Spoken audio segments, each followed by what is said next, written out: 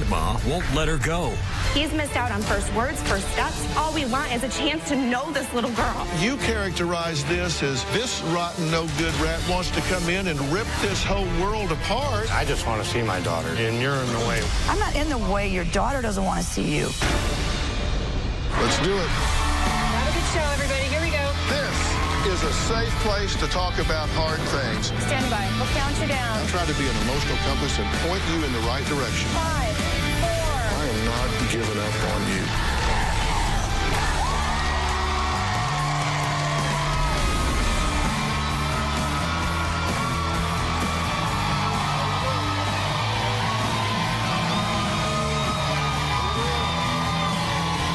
How are you?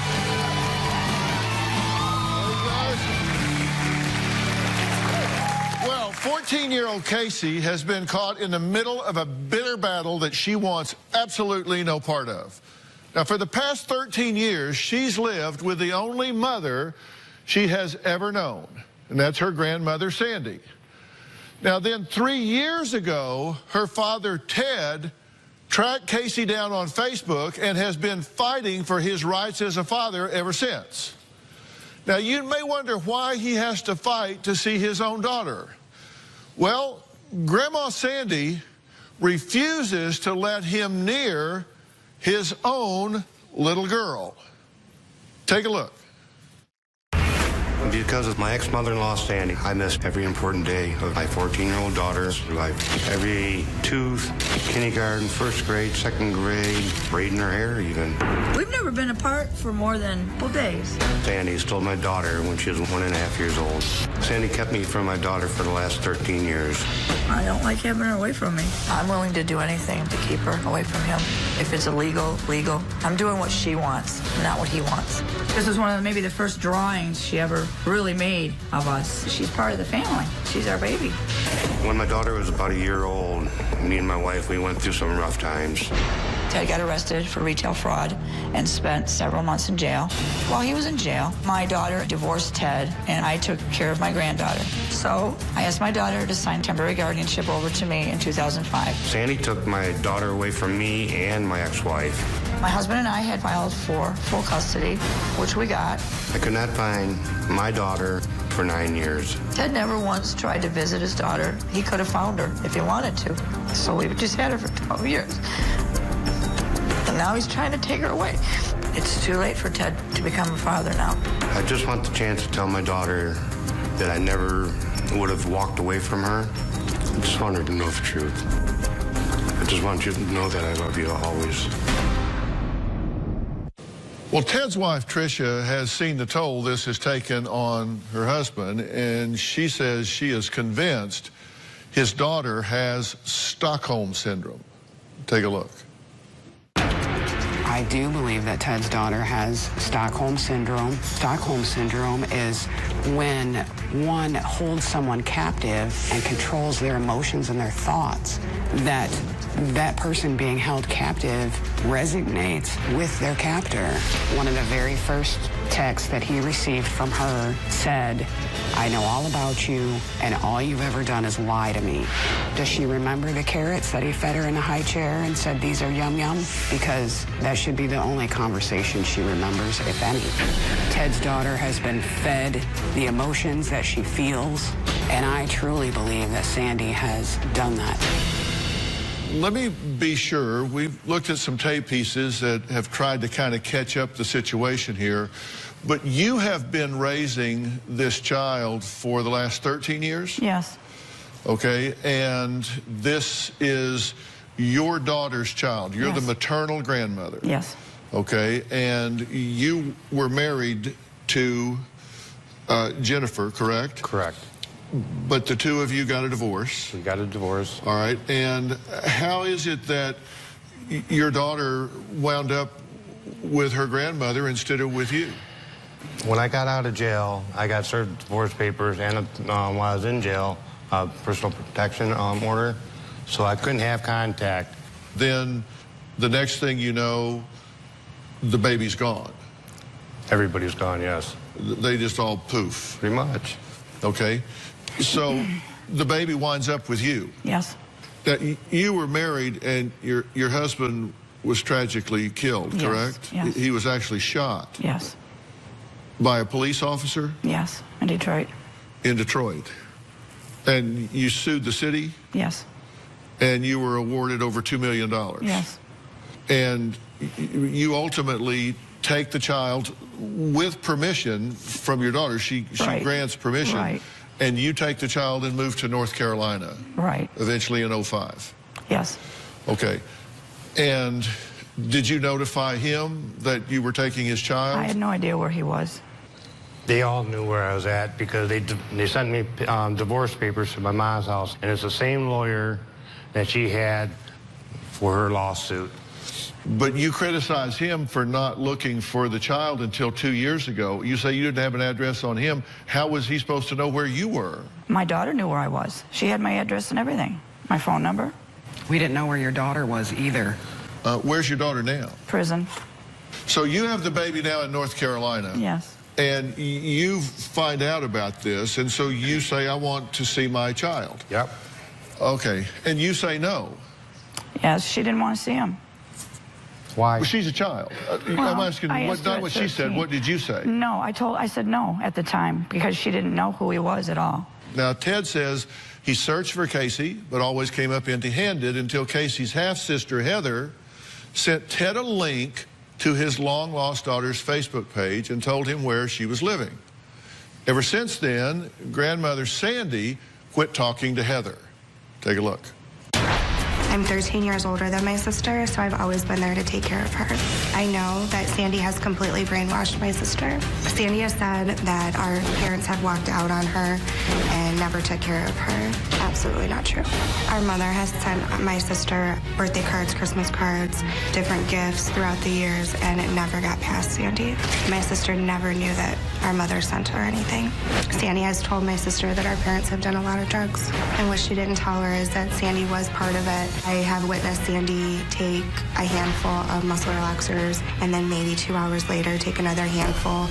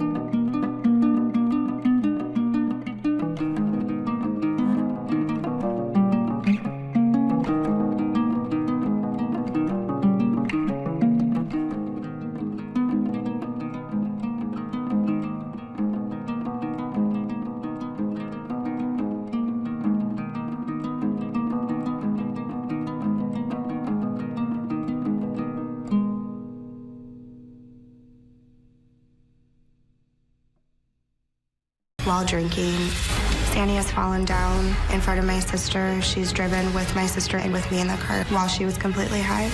Sandy is not the person she portrays herself to be. Okay, Heather, thank you for being here. Hi. What's going on here? When I found Ted, I think he had the right to know where his daughter was. She was taken without him even knowing. You had a relationship with Sandy. She used to be my best friend. You guys got along? Mm-hmm. Yes. Okay, but then you said she's a backstabbing She is. bitch. She turned that way. And why did you decide she was a backstabbing You know what? bitch? I cut her off from Facebook because she was talking to him, and I don't want anything to do with him. She told me She on got the mad. telephone when she called me, when she seen that I was talking to him, and told me, how could you do this to me? Calling me every name in the book, which I will not say on television. No, I didn't. And told me that I'm no longer to have contact with my sister. I'm no longer going to speak to her at all. And she held up the phone and had my sister say in the background, I don't want anything to do with you. I didn't have her sister do anything. Her sister made that choice. I just want to see my daughter. Okay. And you're in the way. Whatever you I'm not feel in the about way. me. Your daughter doesn't want to see you. That's Why? not She doesn't for know me. She doesn't anything know about me. him You taught because her of that. you. You know what? You I have not said taught in front. her anything. That is a lie because You are a liar, Heather. in front of me and Whatever, in front Heather. of my sister, you said very negative things about her father. I said Very things negative that she things about asked our me. mher. I said No, things- not one you know time what? did she say I'm not gonna anything argue with to her you. about it. I asked her, do you know what our mother looks like? She said no. Why not? As her grandmother wants the best for her, she should at least know what her parents She knows look like. all about her mom. No. Yeah, she knows everything She knows all negative. about her. But thinks your mother, Teresa. Oh, my God. No, she doesn't. She And loves you don't think she has a right oh my to God, know her can I family? speak, please? She knows what she knows because of you. She never had a I fair am shot so to good know her father, at to know manipulation. me, to know her That's mother. what we've She heard. never had a fair shot. You don't That's know all we're. anything about this. Guess what, bitch? Watch your mouth, I bitch. am the reason Watch your that mouth, we're here. bitch. So don't tell me that I don't know anything.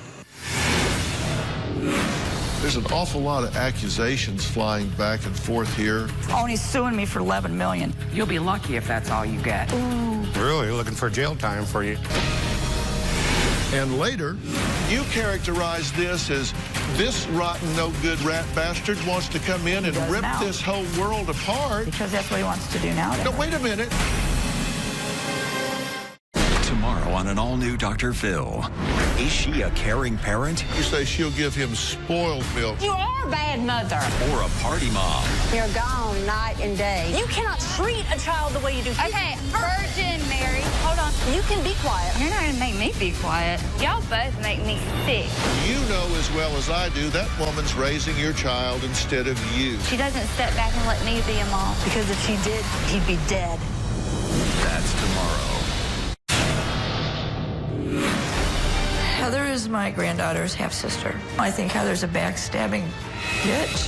Heather knew I didn't want anything to do with Ted, but she told him where we lived. She told him a bunch of lies about what's going on in my home that she does not know anything about. So I think Heather should just mind her own business and leave us alone.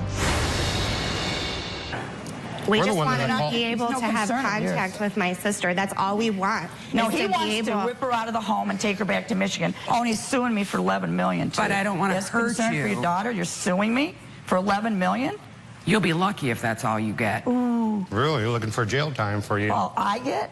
Yes. Really? Go for it. This is why I don't want her around them. All they want to do is, bring up everything else. We have all missed out on so much. He's missed out on first words, first steps, first everything. That's all we want is a chance to know this little girl. You do know her. Yeah. I don't. What about when you would come to the state of Michigan and you would keep her from everybody and make sure and say, oh, don't my tell God. anybody, don't let anybody know. That is the That's truth. your truth, Heather. That is the truth. I Because didn't you come have into told Michigan me to announce I'm make there. sure not to tell your mom that I'm here when I would come visit you when you would come up to visit in Michigan. I didn't even know and where you would Jennifer was. That's a bold-faced lie. I would be told, do not tell your mom where we are. I don't want her to have any contact with her. So don't but then say people that I've done change. it all wrong and you've done nothing. You left your mom at the age of 10 because of him. If She wouldn't live with her dad. Oh, hello. if anybody's curious as to why I'm just sitting here Please interrupt. letting this nonsense go on, is because having been trained as a forensic psychologist, and having been trained as a clinical psychologist, I've learned that observation is a very powerful tool in assessing a situation. And there's an awful lot of accusations flying back and forth here when I don't think you really have room to be pointing fingers. I just want to start getting some of the facts straight here. You guys say you think that she has Stockholm Syndrome. Yes. Okay, well, first off, I'm not sure that Stockholm Syndrome is even a real thing. This is something the media talks about a lot, but even among those who do think there is such a thing as Stockholm Syndrome, they all agree that there has to be a threat of death. So I think that's kind of overstating the situation. Okay. Nothing is black or white. I think there are some good things about what you've done. I think there are some bad things about what you've done. I think if you hadn't stepped up at the time you did, this child would have spun off into foster care, and God only knows what may have happened at that time. And in fact, I have found some Facebook posts where you have thanked her. I did. For some of the things that she has done, which seems to me to suggest that there are some rational bones in your body, because instead of being completely critical of her, you in fact thanked her for stepping into the void when somebody needed to do so. I just want to be part of her life. And you say that you are so threatened by him because he just wanted to come in and just rip her out of her life, rip her out of her activities, rip her away from her friends, and that was a horrible thing to do to a child. But as I have looked in here at the things that he has said, what he first proposed was exactly the opposite, was it not? Did he not say, I would just like to be introduced, reintroduced to my daughter in a very gradual sense so as not to traumatize her? Was that not what he said? I read that in writing. It was a couple of years ago, yes. Okay, but yet you characterize this as this rotten, no-good rat bastard wants to come in and rip this whole world apart. Because that's what he wants to do now to her. No, wait a minute. No, listen. You surely, have you ever seen this show? Yeah. Do you really think you're going to play semantics with me and jump ahead in time? No, I'm sorry. You can't. I don't answer question A and you answer question Z. Question A was, at the time, did he not say, I want to just gently introduce myself and ease into a relationship where I can see if I can... Yes. And didn't you stonewall that and say, ain't happening? I just didn't reply to his letter. I asked Casey. Would that be stonewalling? Yeah, I guess. So then he says, well, I'm going to go as a friend of the court to Michigan and see if I can assert my rights so I can have access to her. And at that point, even then, you say, no, sheriff, get off my property. I did not say that. Well, that's what they say you said. The sheriff said that? Yes. Oh, that one that just recently, that one.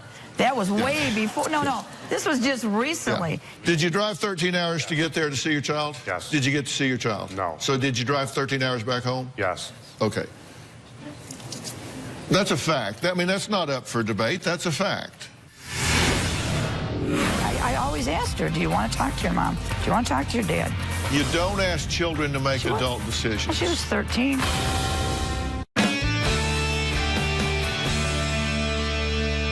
Okay, so if we're setting the record straight here, he did not start this out saying, I want to rip this child from her life. Hell with band camp, hell with friends, hell with her life, hell with everything that's going on. I'm ripping her out, taking her home with a stranger that she hasn't seen for 12 years, and she's going to have to start living with somebody she doesn't know instead of somebody that she has been with for the last 12 years. That's not how this started, It didn't start that way, no.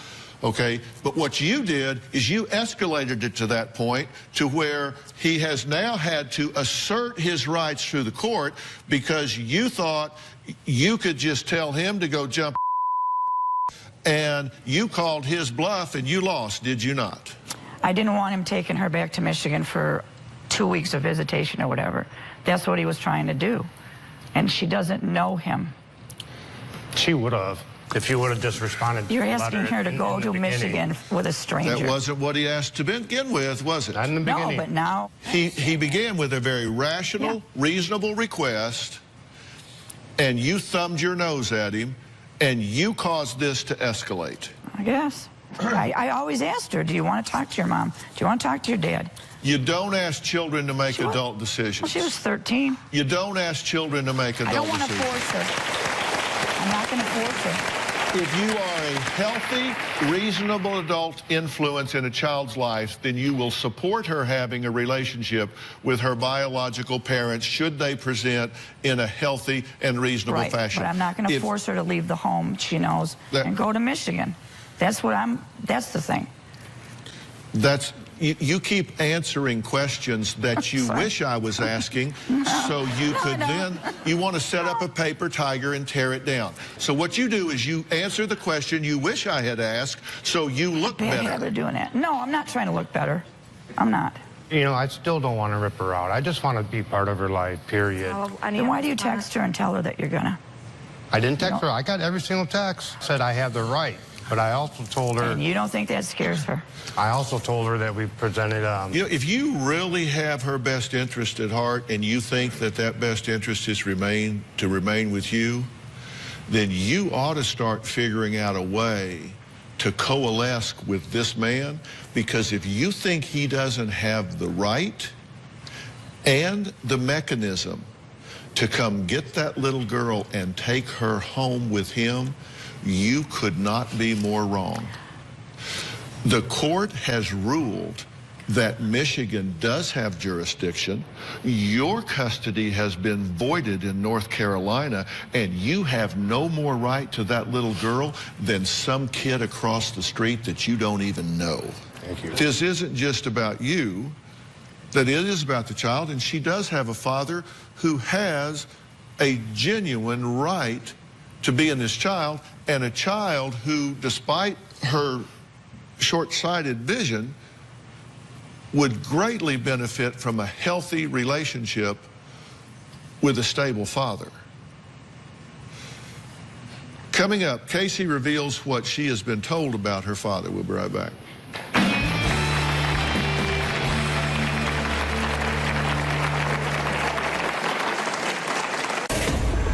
I tell my dad to leave me alone. He doesn't care about me. He really just cares about him. My father's like a total stranger, and I don't want to get to know him or anything. I asked Dr. Phil to help because my father wants to take me to Michigan, and I don't want to go. My father's like a total stranger and all that, and I don't want to get to know him or anything. He ignores what I want to say, and he tries to make my grandmother sound like a bad person. What has your grandma told you about your dad? That he doesn't care about me. He really just cares about him, because, like, he doesn't care about what I want, because what I want is to stay here. He cares about what he wants. And then that he's done, like, drugs and all that, and that he lies. What do you imagine your dad being like in person? Awful. Scary.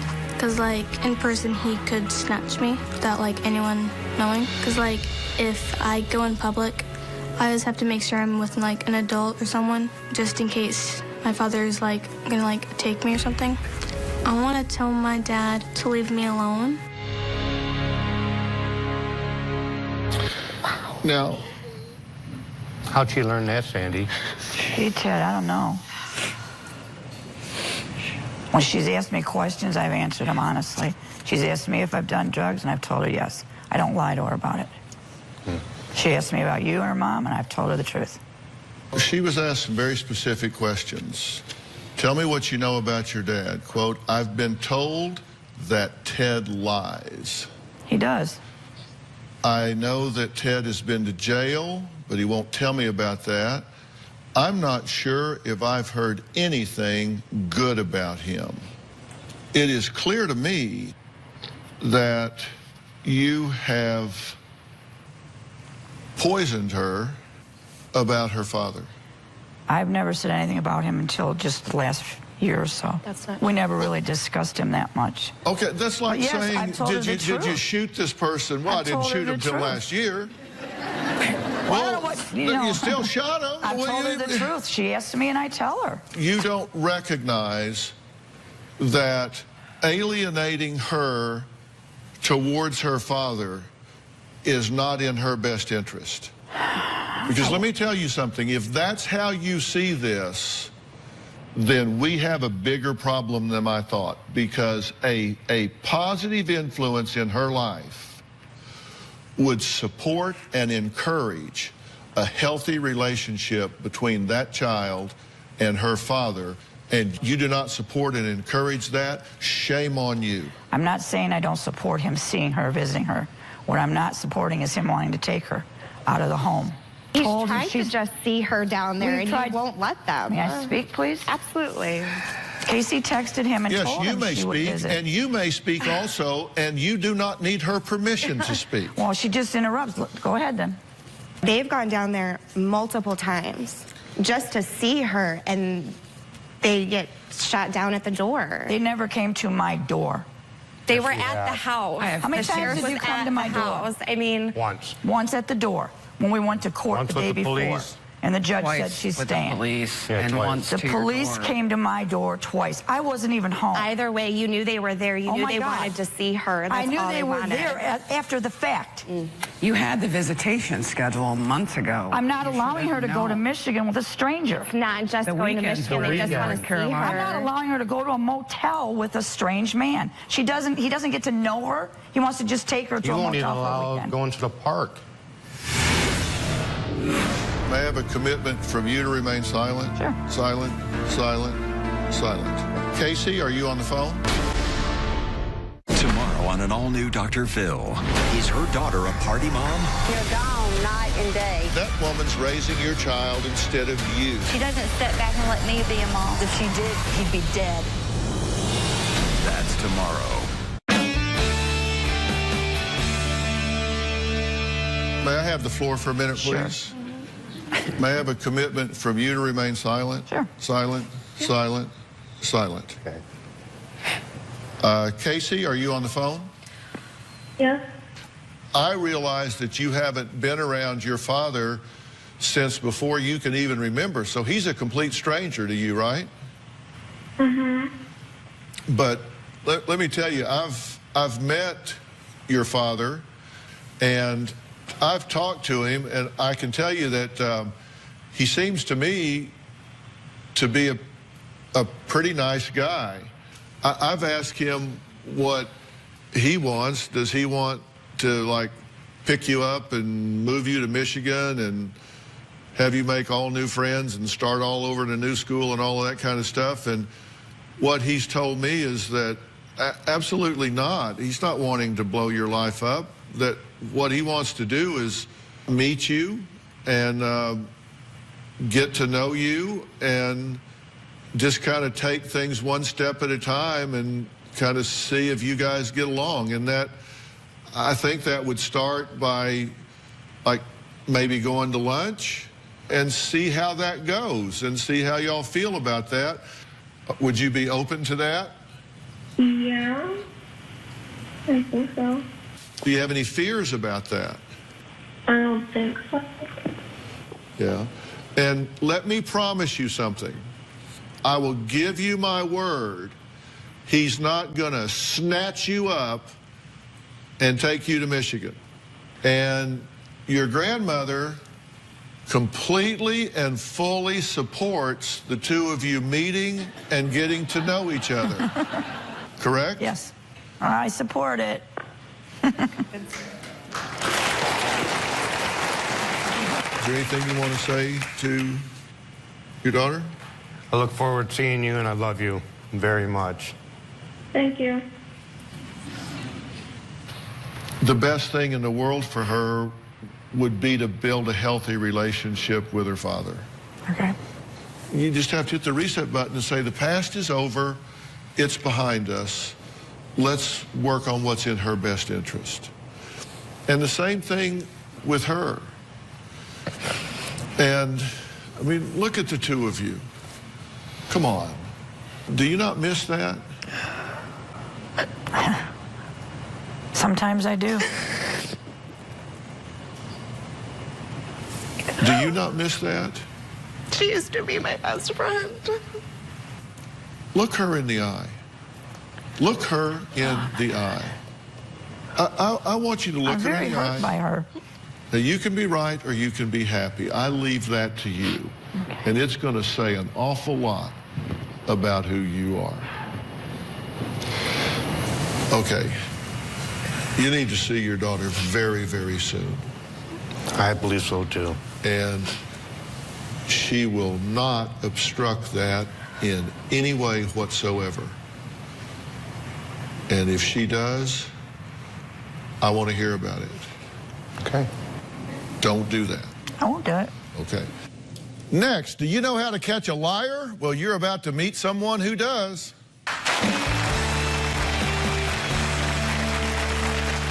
If you're going to be in the Los Angeles area and you want to watch a live studio taping of the Dr. Phil Show, go to drphil.com for free tickets or call 323-461-PHIL.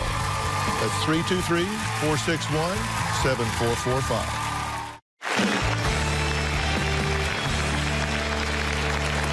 I'd now like to introduce my good friend, Dr. Art Markman, who has been on the show several times in the past.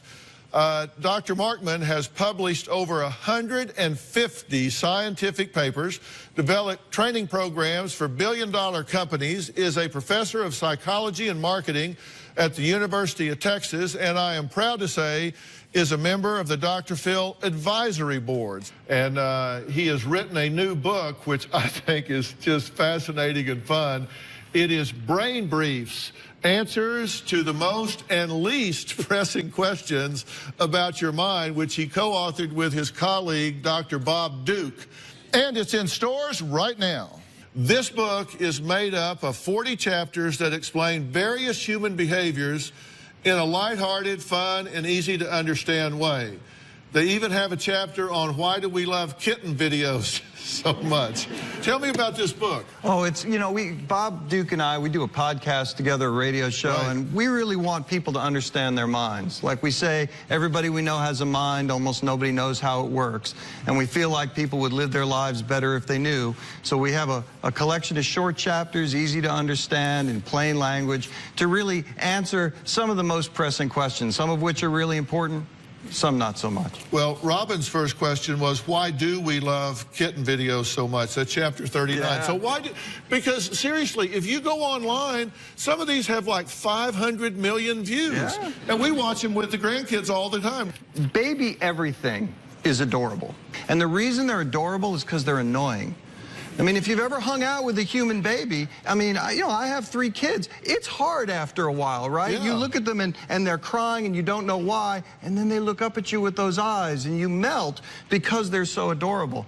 Well, with parenting, you get those moments of adorability every once in a while. What kitten videos do is concentrate that in a particular moment so that you can have it whenever you need that shot of joy. And so that triggers something in the brain. Absolutely, and it's that same mechanism that also makes you love your child so much when they're a baby. Well, in the book, you say it's actually very difficult to catch a liar from a truth teller. Why? Because we have all of these, you see it on the internet, all of these things, and like they look up to the left or this or that. Yeah. Why is it difficult? Well, for one thing, we have to cooperate with people in order to be able to talk with them. So generally speaking, we're assuming that people are telling us the truth. So we're actually not really looking for lies. And then when we start looking for lies, we look in the wrong place. There are things that differentiate liars from truth tellers, but it's not a lot of those things that we end up looking for. Okay, did you get that? Because every time Robin says, does this make me look fat? She says, oh, you looked up to the left. You looked to the left. Here's a quote from the book that I thought was really good. It says, liars say less overall than truth tellers. Interestingly, truth tellers talk less about their emotions than liars do. The liars have to justify that they must have felt in a particular way because they're telling a story, not just to you, but to themselves, and they have to include all of that detail in there. Before the show, we had the opportunity to observe human behavior in a fun way. Now, Art will tell us more about what happened earlier. Take a look here. Come on in. Behind this curtain is the Dr. Phil audience holding area where all of the audience members prepare to come into the studio. And today, we're conducting a little experiment. We've set up a long table. On the left side of the table, there are muffins and snack bars with a sign that says, please pick only one. The right side of the table, we've placed a collection of Dr. Phil's best-selling books, as well as Dr. Phil mugs, pens, and other items with a sign that says, please do not remove.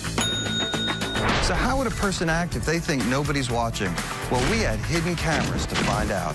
Of the 200 people that passed through the holding area, most of them that approached the table respected the signs. They were honest.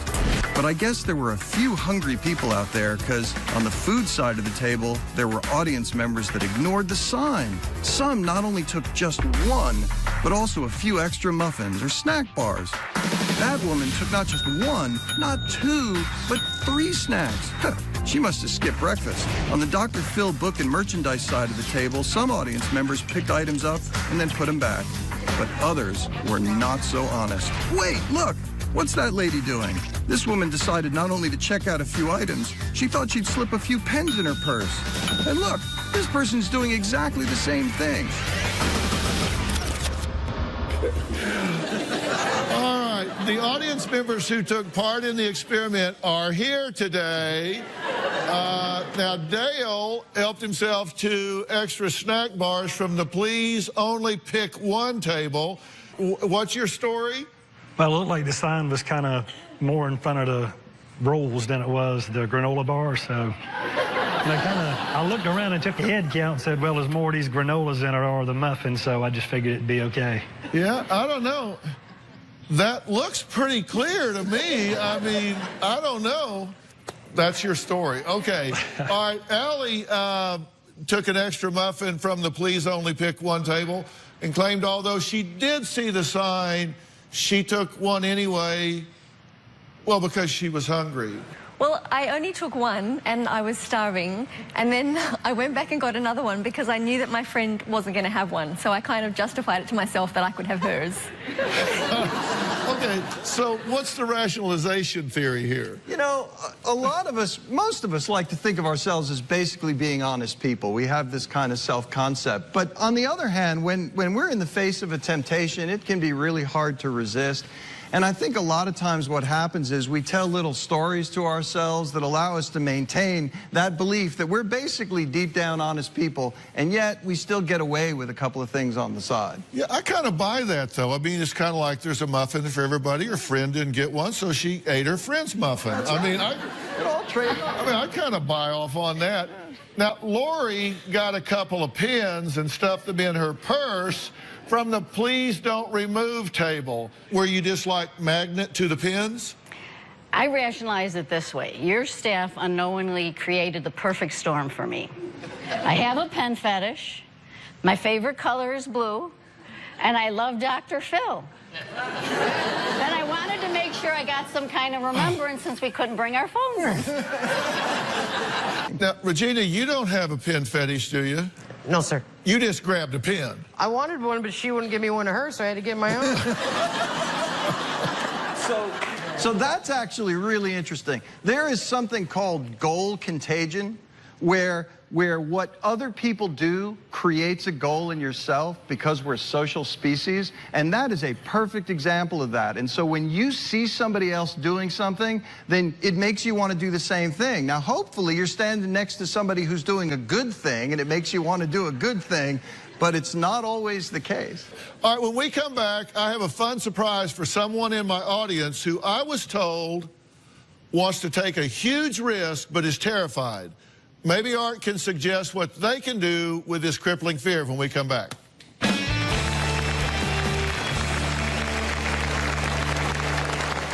Ready to get real? Go to drphil.com for advice on relationships, parenting, finances, and more. Plus, weigh in on your favorite episode, share your stories, and find support in the Dr. Phil community. When you sign up for the community, you will automatically be subscribed to the Dr. Phil Show newsletter. Log on to drphil.com today.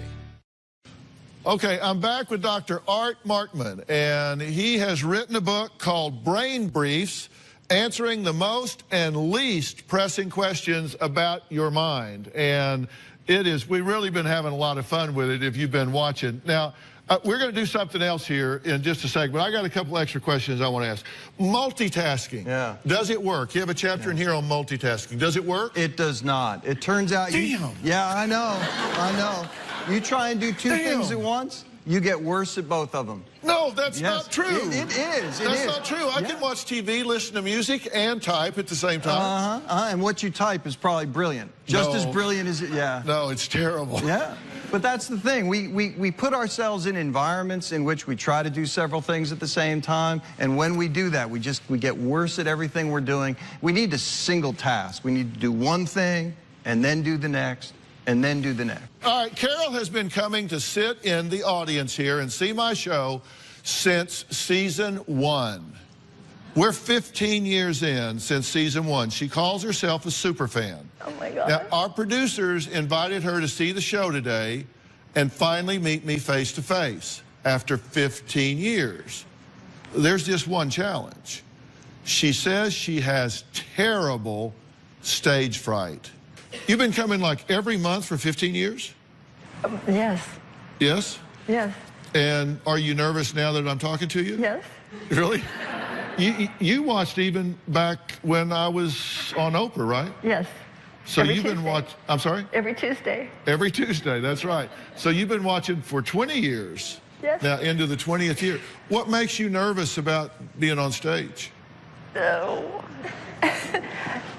Just being there. You're such a big presence and you're just, oh my God. I don't know. I wouldn't know what to say to you because you're just like right on top of everything. And I'd be afraid I'd say something or follow her. Yeah. She only slept 3 hours last night because she was so nervous, is what she said. But people can overcome these things, right? Oh, absolutely. Not only can they should. The thing we know about being happy in life is exposing yourself to new opportunities creates these great memories that you'll carry with you forever. And a lot of times what we do is we say, I couldn't possibly do that. And then we don't have that memory later to hold on to. In fact, what we have is the memory of deciding we didn't do it. Yeah. Right? And so in many ways, look, I'm not saying, you should put yourself in harm's way, but you're not harm's way. Yeah. And I think that creating that opportunity, you think, hey, what's the worst thing that could happen? And the fact is the downside here of being next to you is very small. Come on, did you seriously think that we were going to talk about this and you weren't going to come up on stage? Oh my God. Come on. Come on. I have warm hands? Well, you can, why don't you sit in my chair? Oh my God. See? Hey. There you go. Now you're actually sitting in. You not only walked up on stage, you're actually sitting in the chair. Your chair? Yeah. How's it feel? Oh, wonderful. That's a good chair. Oh, it's a nice chair. Yeah. Comfortable. So, do I look better or worse up close? Oh, better. Better? Yeah, I'm just always good. Good answer. Good answer. So, why have you been watching for all this time? I get you. This ain't my first rodeo. It's like, I just love, you're funny. Yeah. You know, you're right on and you get people. And you said that if you came up here that you would just be struck dumb and wouldn't know what to say.